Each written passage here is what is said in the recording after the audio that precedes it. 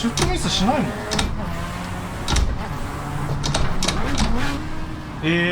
シマジック新しいシフター出ましたね。これ待ちに待ったオールメタル組み上げたんですけど、これ中身もこれ全部金属製です。これいくつなんですか？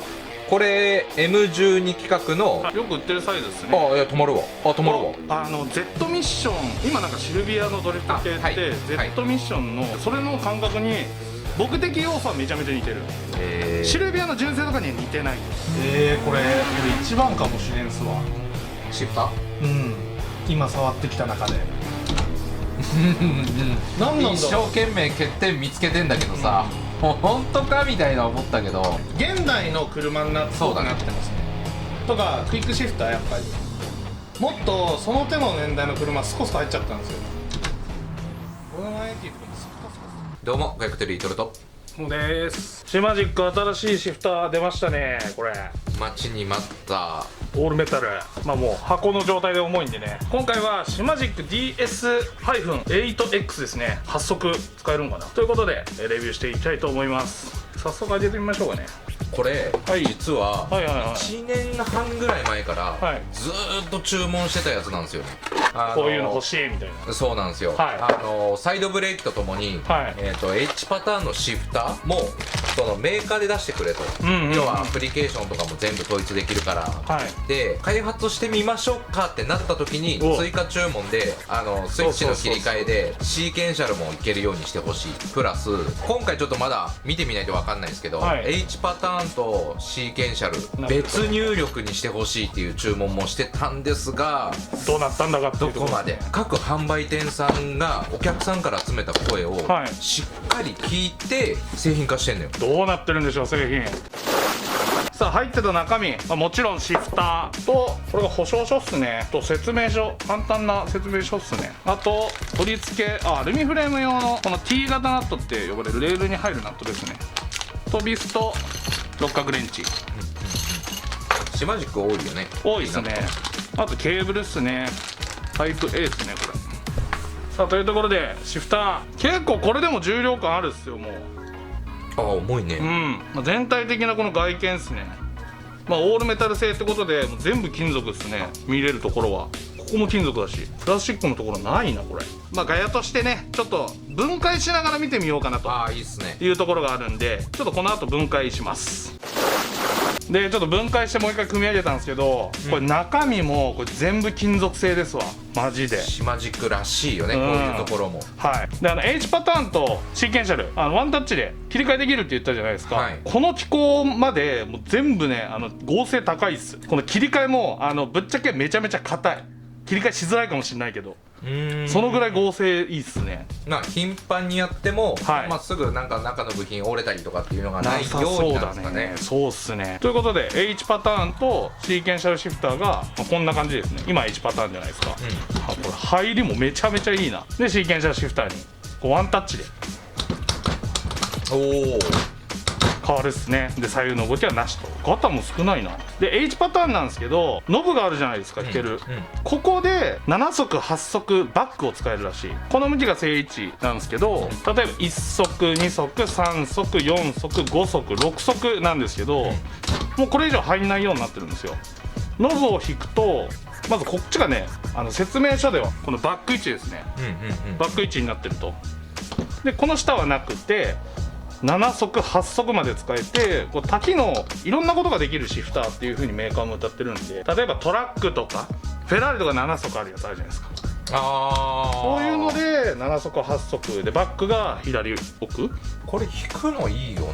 ファナテックって押し込みじゃん。押し込みっすね。バック嫌になるよね。実車でもこれあるんですよ。あるね。アルテッツァ GR86 とか、GT86 とかもこういう機構でバックに入れるんで、ほんとそのまま作ってきたみたいな感じですね。でこれ今製品出したばっかなんでこれデフォルト状態の硬さなんですけど、結構ねこれでももうなんかそれっぽいんですよ雰囲気。入りめっちゃしっかりしてんな。実車のノーマルってもっとストロークあるじゃないですか。クイックシフター的な感じ、クイックチェンジがついてるなんかマニュアル車って感じですね。これなんかももうちょっと硬くすると、エボテンの5速マニュアル僕乗ったことあるんですけど、ちょっとそれに近いですよね。新しい車とかは比較的ストローク短いんで、180とかねシルビア系もっと長いです。まあそうだよね。だからなんかちょっとチューンアップしたシフターって感覚。これはあれかな、以前のシーケンシャルと同じような機構なんですかね。こっちのシマジックで別でシーケンシャルのみのシフターって売ってるじゃないですか、こっちとはねやっぱ操作感は違いますね。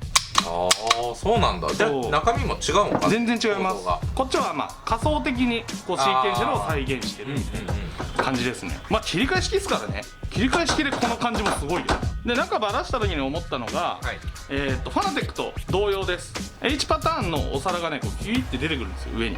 機構は大体一緒だった。H パターンのプレートが出てきて H パターンになるってこと。そうシーケンシャルの場合は H パターンのプレートが下がってこうなるみたいな。ちょっと待って、ってことはだよ、ファナテックってシーケンシャル対応すると、どこだっけ、バネかなんかは折れるんだっけ。ファナテックのバネとまた違うっす。違うの。そう、ファナテックってなんかバインダーみたいなバネで、そこが折れちゃうっていう事例がで戻ってこないとかあるじゃないですか。そう何件かあったんですけど、このシマジックは引っ張るこうバネみたいな感じなんですよね。こうやって鍵がついてて、だからちょっとそこも機構が違うので、もしかすると耐久性いいかもしれない、こっちの方。なるほどね、使ってみてって感じですよね。まあそうです。うちでももうショールームでも、下旬目安ぐらいで、これね世界中で今もう在庫がないんですよ。めっちゃ人気。工場が追いついてないらしくて、うちにもこれ1個しか届いてないので、届き次第ショールームでもいろいろ耐久テスト検証します。うちのショールームでも使うだけでね他の人の3年から5年ぐらいのもう使用頻度になるんで、そ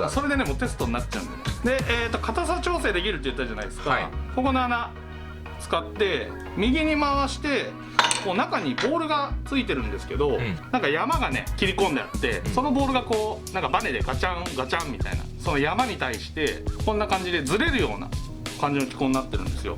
そのボールをこうなんか押し込めるんですよね、押し込んだり手前に出したりする。それで硬さを変えるってことですね。そうですこう締め込んでいって、止まりました。これがマックスの硬さですね。でもこっちより滑らか、滑らかなんだけど硬いっていうよりは重いっていう表現が正しいわ。そうですね。これいいな。でもこれでずっと対応してると消耗早そうっすね。そうっすね。 H シフターでもちょっとやってみましょうか。こうバーキッと入る感じ新品のねミッションみたいな感じ。いやそうこれ好きな人いるかも。いる絶対いる。これも硬いんじゃなくて重いって感じ。そうなんかね何かを削ってるようなガリっていう硬さじゃなくて、ガチャンガチャンじゃない。これは最近僕らが好きで使ってる VNM あるじゃないですか、あれとは違う。あれは完全に硬さが変わるじゃないですか。入る感触は一緒なのに重さが変わる。なんか山がね大きくなった感じですね。飛び越える、ちょっといろんなことフォースゲージっていうのをうちは持ってて、そのフォースゲージでいろいろ測ってみたんですよ。そしたらもうフォースゲージが働かないぐらい柔らかくできたりとか。あとは僕は昔シルビアでシフターの硬さ測ってきましたって言ったじゃないですか、そのシフターの硬さに合わせられました。Z ミッション、今なんかシルビアのドリフト系って Z ミッションのなんか新型のなんか Z、新型 Z じゃなくてなんか3334とかそこら辺のミッションを使うらしいんですけど、それの感覚に僕的要素はめちゃめちゃ似てる。シルビアの純正とかには似てないけど、なんかこうカチッとした新品ミッションみたいな感じ。あとは今さっき重いって言ってたんでちょっと重量測ってみましょうか。ほら2キロある。重い。結構重いっすよ、シフターで2キロって。じゃあいろんなシフターあるんでね気合い出してみましょうか。ロジクールシフター半分以下、 VNM VNM はオールメタル製なんで近いですね。数値2キロぐらいある。でファナテックとファナテックの方が重いな。面積じゃない。確かに、ファナテックの方が 300g 多い。でかいしなこれ。ファナテックと同じ機構なんでね、すごい似てる部分はあります。ストロークは似てるけど、この入るところはこっちの方が実写っぽいかな。こっちなんかアーケードっぽいってみんなよく言うじゃないですか。なるほど。最後どうしてもこのカクンって入っちゃうのが、あとはこのバックっすよね。この押し込みバックとこれはまたねちょっと違うんでね、っていうところで、次取り付けっすね。四角じゃないんだピッチ。あれファナテック穴じゃないの。ファナテック穴じゃないなこれ。定番の花テックアウト全然違う。まあ幅違うもんな。幅違うっすね。ということでこれはぶっちゃけ何センチっていうのは、多分メーカーサイトとか販売店のデイリーショップさんの方に載ってると思うんで、うちら使ってるトラックレーサーのシフターの台とかステーに合うかどうかちょっと試してみましょうか。トラックレーサーはこの元々ついていくシフター、これ今ちょっと形違うんですけど穴の位置は全部一緒です、それとこのオプションのシフター台、サイドブレーキ台ってなってたんですけど、それが2つあって、どうなんだろう、つくのかな。ちょっと待って、どうやってもこの4つの穴、全部は止まらないっぽいっすわ。両方2点止めせめてできないとまずいよね。2点止めでいいんかな。まずこの説明書の方にですね、この島軸なんか専用の L 字のこのステがあるんですよね、それになんか2点で止まってる絵面があるんで、これメーカー的に2点止めでも OK みたいな感じだよね。まあ僕らトラックレーサーでこの VNM にしても、ファナテック、遠いとか近いとかやりたいんで、今んとこずっと2点止めにしててガタがないから、多分ね大丈夫だと思うよ、2点止めで。2点止めだったら合うとこあるんじゃないかな。ありますね。トラックレーサーでもともと付属してくるシフター台だと、こことここみたいな。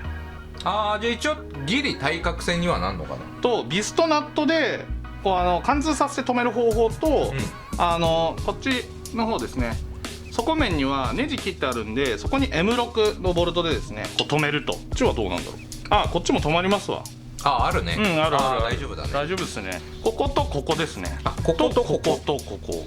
こことここなんだ。VNM まっすぐでもびくともしないもんね。2点止まってれば、若干対角になってるんで、横のズレとかも多少は強度上がるんでね。それもちょっと検証してみましょう。止めて、4点で止めたい方は穴、ぶっちゃけ開けられる人も多いと思うんでね、ドリルで、そこ測って開けてもらえば、別に何でもついちゃうっちゃついちゃうんですけどね。そうっすね、ちょっともう一点気になるんだけど、シフトノブって外れる？外れるっす。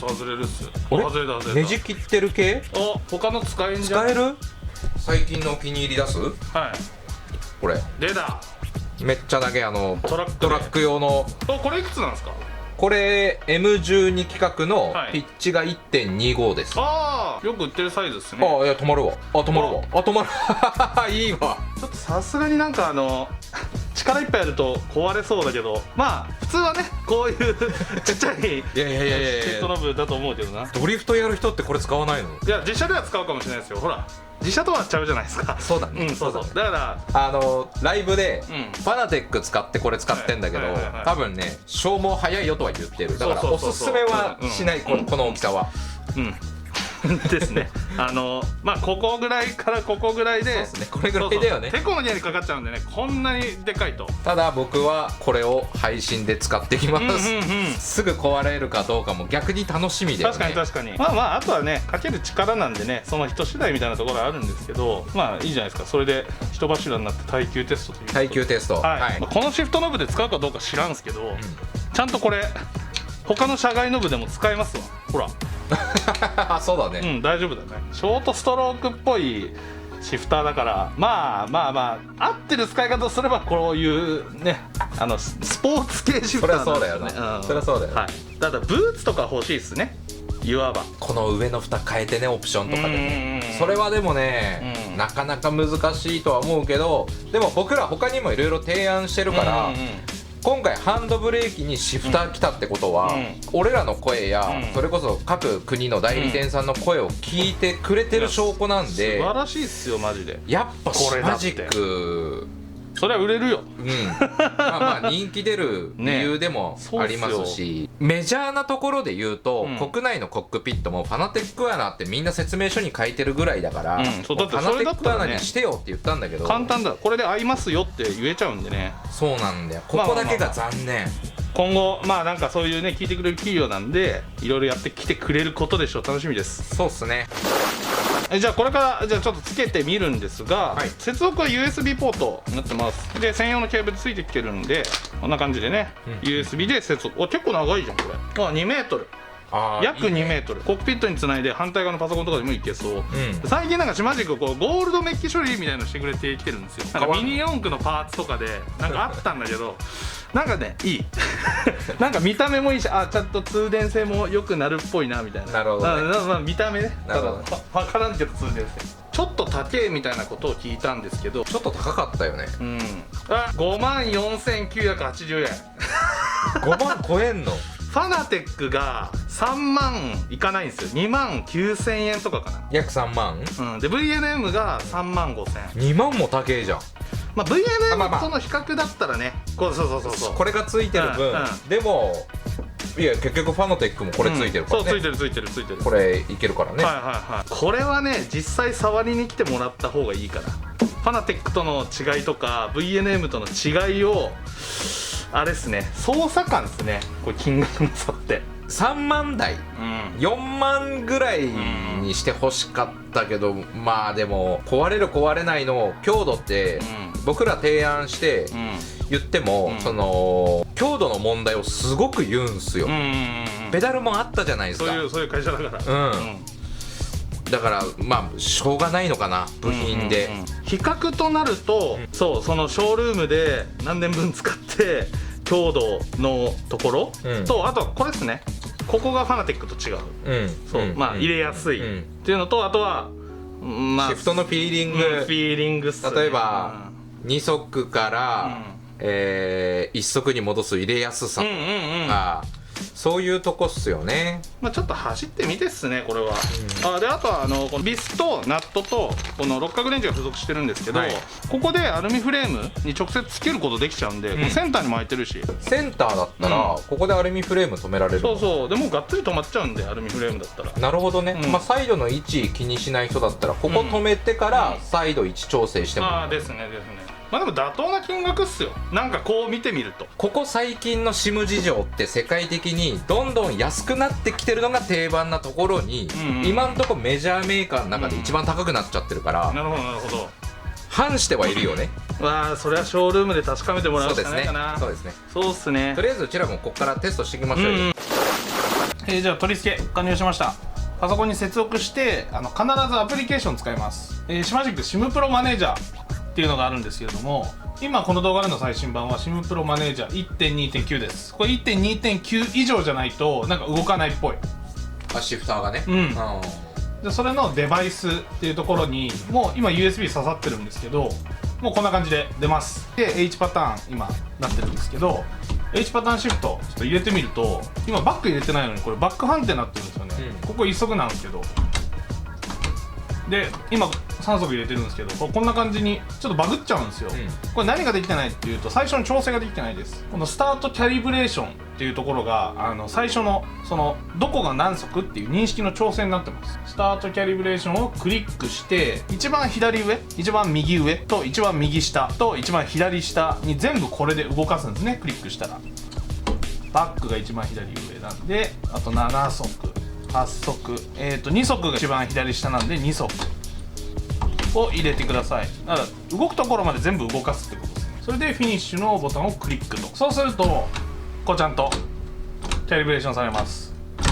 シーケンシャルのパターンにすると、このリアルタイムにアプリケーションもシーケンシャルのモードになります。そうなんですよ。で、入れてみると、ネクストギアが11で前のギアに戻すのは10という判定ですね。やっぱあれだね、別々だね、信号が。なんすかね、ちょっとアセットコールサ行ってみましょうか。でこれでもうSIMプロマネージャーの設定は以上ですね。でアセットコルサのこれ設定なんですけど、じゃあまず H パターンちょっと設定してみますか。1速2速3速4速5速6速、一応7速で次がシーケンシャルですね。シーケンシャルモードにレバーを倒してネクストギア、別だ。別だね。別々なんで、例えばこれで H パターンに戻して4速の場所入れても4速の方が反応するんで、なんか変えたりとかしなくても大丈夫ですね。シーケンシャルの車と H パターンのこれはでかい。めっちゃ楽だからね。ということでこれで設定が終了しました。じゃあまずちょっと H パターンの車乗ってみましょうか。はい。じゃあ走ってみますか。つってシーケンシャルモードになってる。 H パターンではシーケンシャルモードはこんな感じで H パターンの車だと認識しないですね。じゃあこれを H パターンの方に切り替えて、おお、これ楽。これゲーム内でもこれバグ起きないのいいですね。これ、なんか認識変わんねえとかたまにあるかもしれないじゃないですか。あるね。お、ちょっと待ってこれめちゃめちゃ入れやすくない？これちょっと VNM より俺入れやすいかなと思っちゃったんですけど。マジ？マジか。なんでこんな違うんだろう。なんでこんな入れやすいんだろう。もしかしたら、このこう3速例えば5速に変わるところが VNM ってこうニュートラル場所まで戻してこないと移動しなかったじゃないですか。はい。シマジック戻さなくてもこう実写みたいにこう若干移動しますわ。傾いてる状態でこんな感じで、だから入れやすいんだこれ。で今ちょっとすごい軽いじゃないですかこれ。はい、軽いんで僕はおすすめ設定これもう見つけました。六角レンチでこのボルトの穴ぐるぐるぐるって締め込んでって止まったところから1回転戻してください。これ Z34 ミッションと同じ硬さ。個体差あると思うんですよ。まあね。これがだいたい18ニュートンメーターぐらいだったんですよ。全然ちゃうわ。めちゃめちゃそれっぽい。こ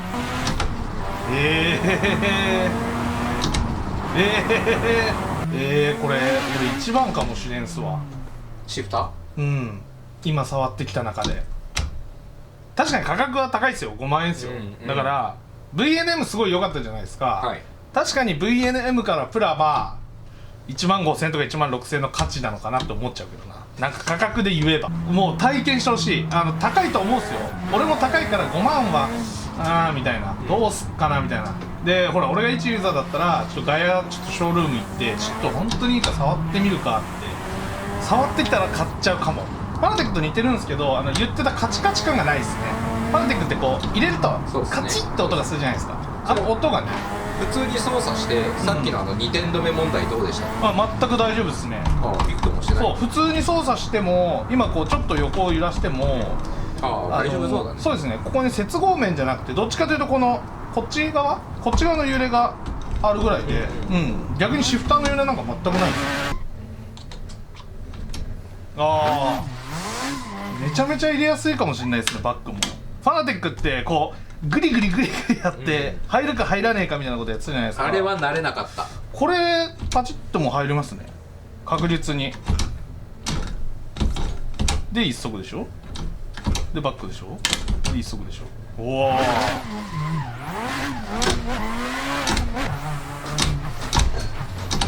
おシフトミスしないもん。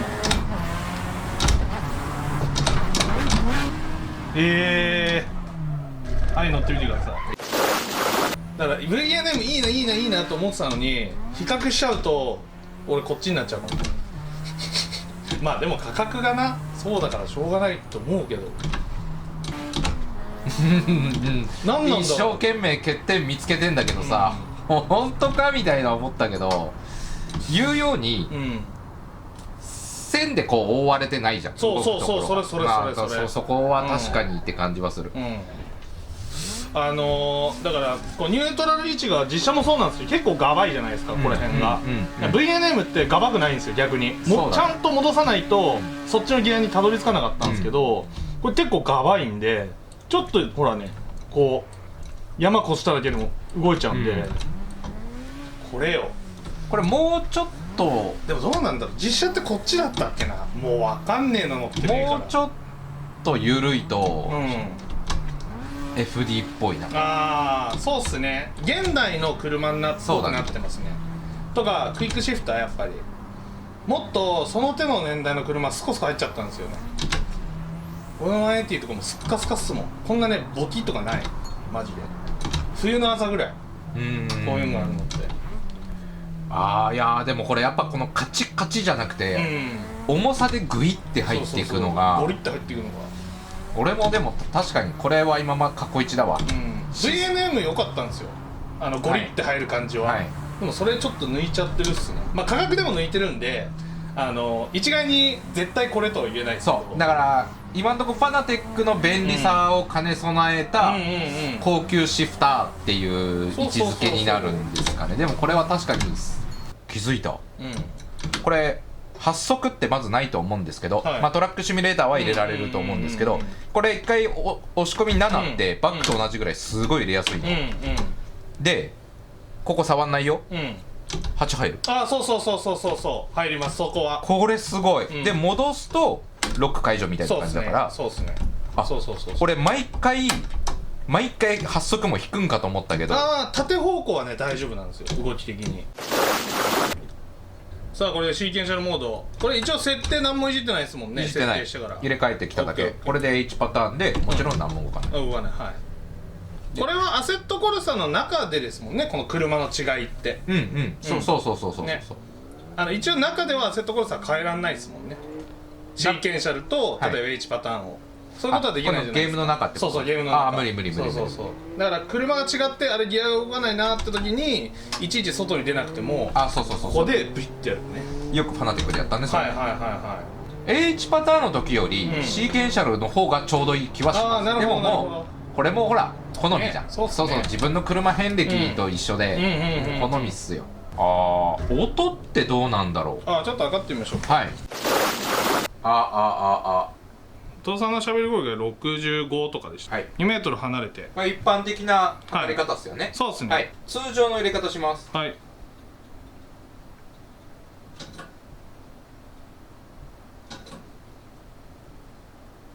50ぐらい。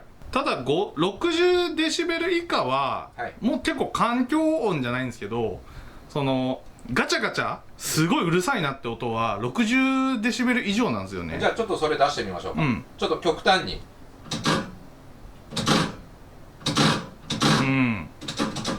70出てる時もある。っていうこと。こんな入れ方めったにしないと思いますけど。次 H パターンちょっと測ってみてください。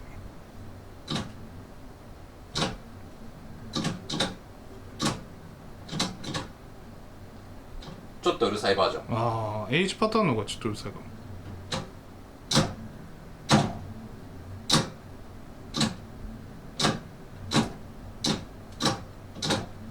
これじゃコックピットも落としちゃうもんな。こんなにゴツゴツやってても、スラストマスターの T248 のパドルシフトよりは全然静かですね。悪く言うわけではないけど。俺ファナテックのシフター買い替えるんだったら、次こっち行くわ。でもちょっと高いから。ファナテック持ってない人、ファナテック持ってる人は次こっち行きたいっていうのはすごい分かるんですけど、これ結構勇気いると思う。 VNM だな、ちょっと位置的に。でも触ってその1万5000円とか1万7000円の差を高いと思うか、うわこれだわって思うかっすね。そうだね、ただシマジックいろいろほらうち注文してるじゃないですか。怒られるかもしんないけど、ファナテックになかったものを取り入れたらこうなりましたってイメージかもしれん。もしくはファナテックとは違う質感出したら機構一緒でこうなりましたなのかもしれん。なるほど。価格高くて当然じゃ当然な部分もなんとなくは分かります。でシマジックってもともと値段に見合ったものって出さないじゃないですか。だから値段なりっちゃ値段なりなんかなって思うけど、2周回った人ぐらいでもいいかもしれないです。そうっすね。だから高い。僕らが言ってるように比較してこれが安いとかこの機能がついてるとかじゃなくて、やっぱ実写感を求めたい人向けの商品ですね。そうっすね。ちょっと遅くはなります。中旬から下旬にはなると思うんですけど、もちろんショールームにも設置するんで、本当それ触ってから買ってもいいと思う。これはマジでですね。見合う金額かどうかっていうのを自分で確かめて、個人個人主観が違うんで、最終的にこれメーカーはもう普通のシフターじゃなくてハイエンドシフターって歌っちゃってるんで。そうなの？なんかね、メーカーのホームページに書いてあったんです。そうだからそこら辺もあるかもしれない、値段的には。